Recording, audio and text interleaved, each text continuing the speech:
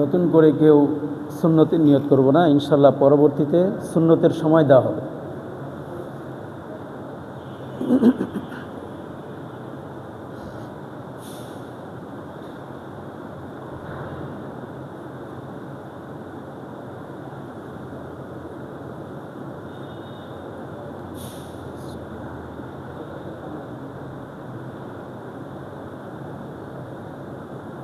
दुरूद शरीफ पढ़ी। अल्लाहुम्मा सल्लि अला मुहम्मद व अला आलि मुहम्मद कमा सल्लैता अला इब्राहीम व अला आलि इब्राहीम इन्नका हमीदुम मजीद।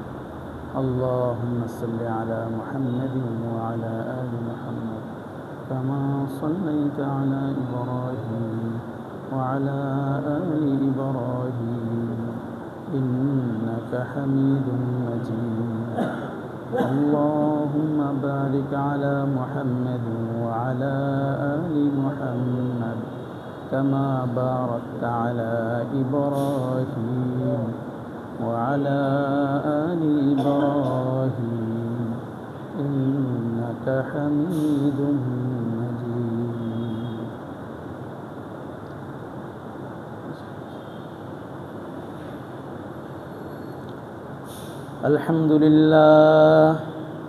الحمد لله نحمده ونستعينه ونستغفره ونؤمن به ونتوكل عليه ونعوذ بالله من شرور أنفسنا ومن سيئات أعمالنا من يهده الله فلا مضل له ومن يضلله فلا هادي له ونشهد أن لا إله إلا الله وحده لا شريك له ونشهد أن سيدنا وسندنا وحبيبنا وطبيب قلوبنا ومولانا وأولانا محمدا عبده ورسوله صلى الله عليه وعلى آله وأصحابه وأهل بيته وأزواجه والناس أجمعين. أما بعد فقد قال الله تبارك وتعالى في كلامه المجيد وفي فرقانه الحميد. أعوذ بالله من الشيطان الرجيم. بسم الله الرحمن الرحيم. قل إن كنتم تحبون الله فاتبعوني يحببكم الله ويغفر لكم ذنوبكم والله غفور رحيم. وقال تعالى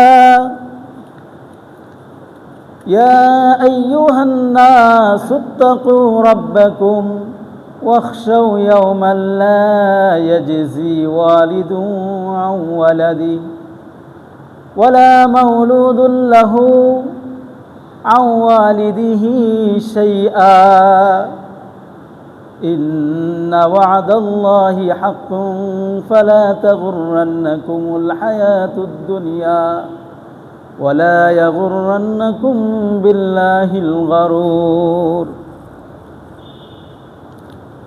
إن الله عليم خبير.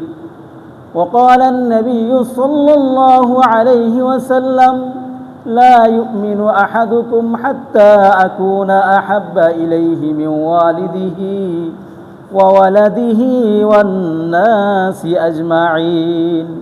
وقال النبي صلى الله عليه وسلم أيضا المسلم من سلم المسلمون من لسانه ويده أو كما قال النبي صلى الله عليه وسلم صدق الله المولانا العظيم وصدق رسوله النبي الكريم ونحن على ذلك من الشاهدين والشاكرين اللهم صل على محمد وعلى آل محمد كما صليت على إبراهيم وعلى آل إبراهيم إنك حميد مجيد بلغ العلا بكماله كشف الدجى بجماله حسنت جميع خصاله صلوا عليه وآله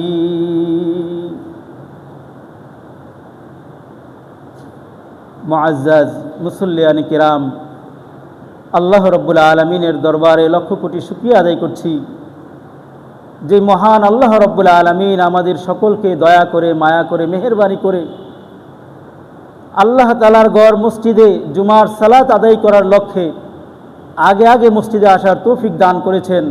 দিল থেকে শুকরিয়া আদায় করি আলহামদুলিল্লাহ।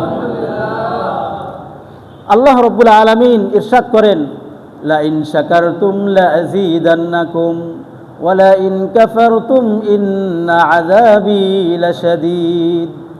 যদি তোমরা আমার নিয়ামতের শুকরিয়া আদায় করো, কৃতজ্ঞতা প্রকাশ করো, তাহলে শুনে রাখো আমি তোমাদেরকে নিয়ামত আরও বেশি বৃদ্ধি করে দিব।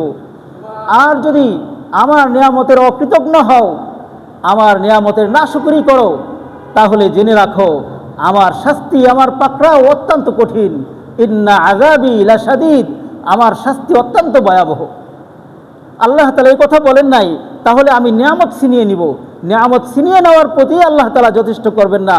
আল্লাহ তাআলার নিয়ামতের অকৃতজ্ঞ হলে অত্যন্ত কঠিন শাস্তিতে পাকড়াও করবেন বলে আল্লাহ তাআলা হুঁশিয়ারি উচ্চারণ করেছে। আমরা দুনিয়াতে ধন সম্পদ পেয়ে যাওয়া, বড় কোনো পদ পেয়ে যাওয়া, দুনিয়ার কোনো নাজ নিয়ামত পেয়ে যাওয়া, এটাকে তো খুব ভালো বড় নিয়ামতই মনে করি। কিন্তু নামাজ পড়তে পারা, আল্লাহ তাআলার ঘরে হাজিরা দিতে পারা, আল্লাহ তাআলার হুকুম পালন করতে পারা, এটাকে অত বেশি নিয়ামত বলে আমাদের অন্তরে বিশ্বাস হয় না, আমাদের অতটা বেশি মনে হয় না। আমাদের কাজকর্ম আচার আচরণ দ্বারা বোঝা যায় যে এটা কোনো রকম ফাঁকে ফুঁকে কোনো রকম চালাই দিলাম বাস। কিন্তু আমার জীবনের মূল লক্ষ্য উদ্দেশ্য কি? আল্লাহ তাআলা আমাদেরকে কেন দুনিয়াতে পাঠিয়েছেন, কেন আমাদেরকে সৃষ্টি করেছেন, কেন আমাকে এত দামি হাত দিয়েছেন, পা দিয়েছেন, জবান দিয়েছেন, কথা বলার মতো শক্তি দিয়েছেন, মেধা দিয়েছেন, চক্ষু দিয়েছেন, এত এত নিয়ামত আল্লাহ তাআলা কেন দিয়েছেন? এই জন্য দিয়েছেন যেন আমরা আল্লাহ তাআলার একত্ববাদের স্বীকৃতি দেই, আল্লাহ তাআলার ইবাদত বন্দেগী করি। আল্লাহ তাআলা বলেন, ওয়ামা খালাকতুল জিন্না ওয়াল ইনসা ইল্লা লিয়াবুদুন। জিন এবং ইনসানকে আমি সৃষ্টি করেছি শুধুমাত্র আমার ইবাদত বন্দেগী করার জন্য, একমাত্র ইবাদত করার জন্য। এই আয়াতের বাচনভঙ্গি, মা খালাকতু, আমি সৃষ্টি করি নাই, ইল্লা লিয়াবুদুন, আমার ইবাদত করার জন্য শুধু। বাচনভঙ্গি বলে যে আল্লাহ তাআলা একমাত্র আল্লাহর ইবাদত বন্দেগীর জন্য সৃষ্টি করেছেন, অন্য কিছুর জন্য নয়। প্রশ্ন হয়, তা আমরা খাবো কি, চলবো কিভাবে, দুনিয়াতে বেঁচে থাকবো কিভাবে? আল্লাহ তাআলা অন্য আয়াতে জবাব দিয়েছেন, লা নাসআলুকা রিজকা নাহনু নারযুকুকা ওয়াল আকিবাতু লিত্তাকওয়া। লা নাসআলুকা রিজকা, হে নবী আমি আপনার কাছে রিজিক চাই না। এবং প্রতিটি মানুষকে আল্লাহ তাআলা লক্ষ্য করে বলছেন, হে আব্দুল করিম তোমার রিজিক আমি তোমার কাছে চাই না, হে আব্দুর রহিম তোমার রিজিক আমি তোমার কাছে চাই না, হে আব্দুল্লাহ আমি তোমার রিজিক তোমার কাছে চাই না, হে আব্দুর রহমান আমি তোমার রিজিক তোমার কাছে চাই না। আমি তোমাকে রিজিক দেব, রিজিক দেওয়ার মালিক তো আমি, বরং আমি তোমাকে সৃষ্টি করেছি আমার ইবাদত করার জন্যে। ওয়াল আকিবাতু লিত্তাকওয়া, শেষ পরিণতি তারই জন্যই ভালো হবে যার মধ্যে তাকওয়া অর্জন হয়েছে, যে খোদাভীতি অর্জন করেছে, যে আল্লাহকে ভয় করে জীবন পরিচালনা করেছে। তাহলে আমাকে আল্লাহ তাআলা সম্পদ উপার্জনের জন্য, সম্পদের পাহাড় জমা করার জন্য সৃষ্টি করেন নাই, সম্পদের পাহাড় জমা করার জন্য নয়, বরং কবরের ফিকির করার জন্যে, মৃত্যুর পরের জিন্দেগির জন্যে ফিকির করার জন্যে আল্লাহ তাআলা আমাদেরকে সৃষ্টি করেছেন। আল্লাহ তাআলা বলেন, ওয়াফিস সামাই রিজকুকুম আফালা তাকিলুন। তোমাদের রিজিক তো আসমানে, তোমরা কি একটু বুঝো না? আফালা তাকিলুন, তোমরা কি একটু বুঝো না? অফিস সামাই রিজকুকুম আফালা তাকিলুন। রিজিক তোমাদের আসমানে, তোমরা কি বোঝো না আসমান থেকে তোমাদের জন্য রিজিক আসে?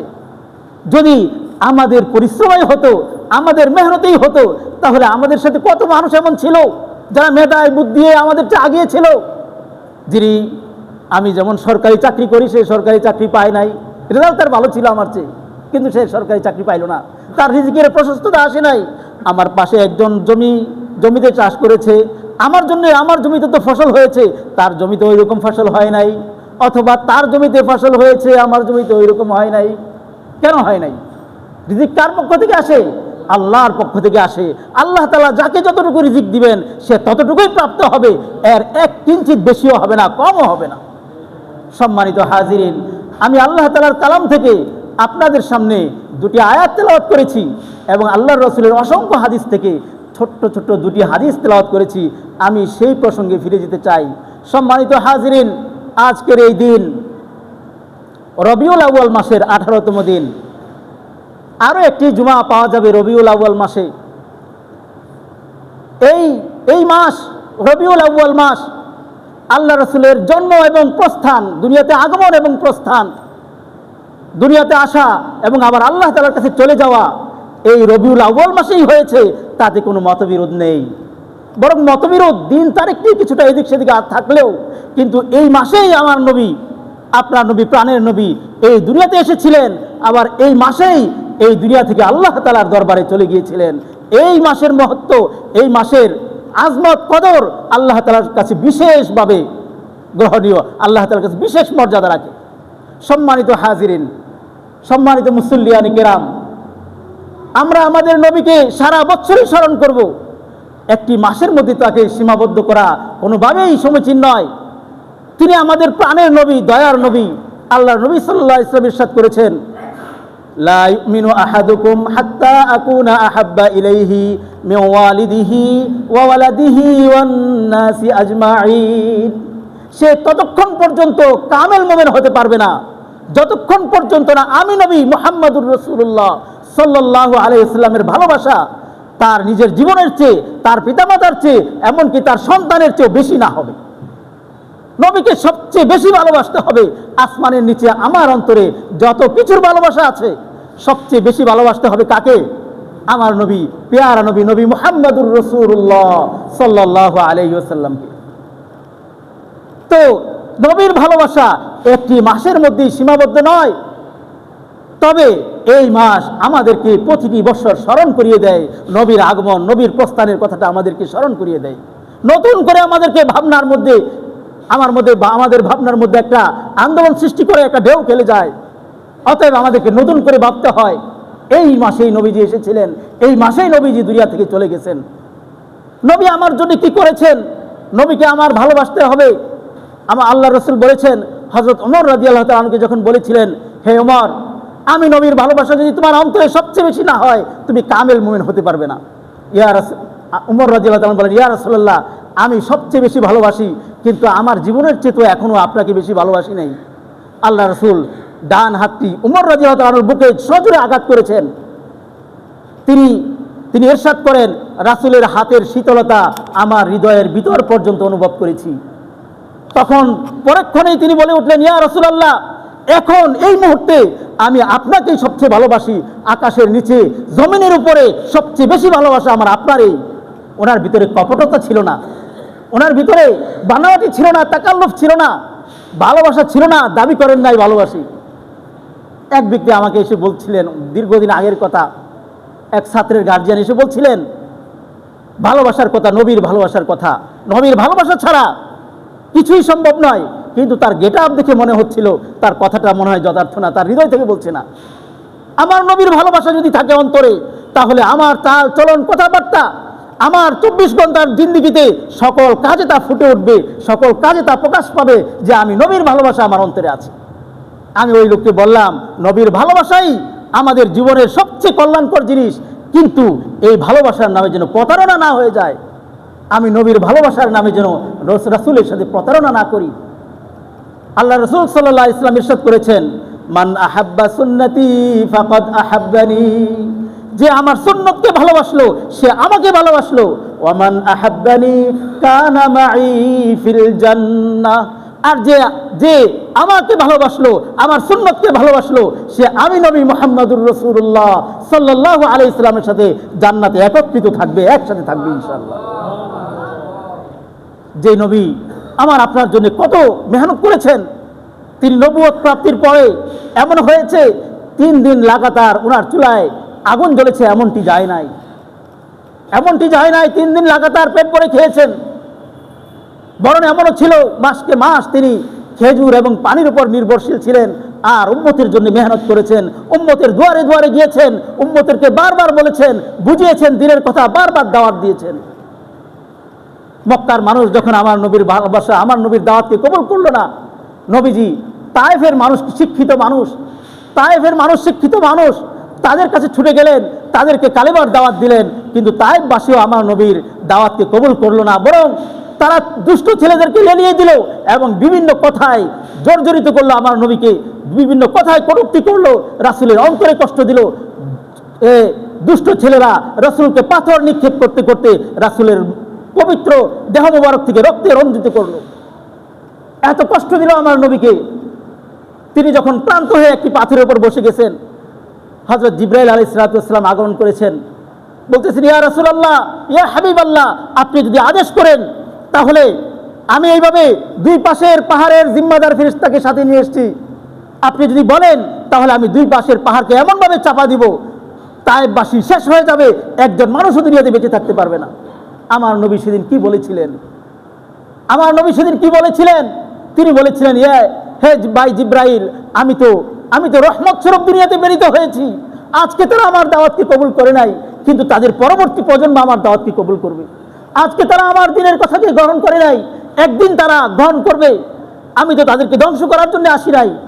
ভাই, আমি তাদেরকে ক্ষমা করে দিলাম, আল্লাহ তাদেরকে ক্ষমা করে দেন। কতটা দয়ার নবী, কতটা মায়ার নবী। মুসলিম শরীফের প্রথম খণ্ডে আসছে হাদিস, শাফাআতে কুবরা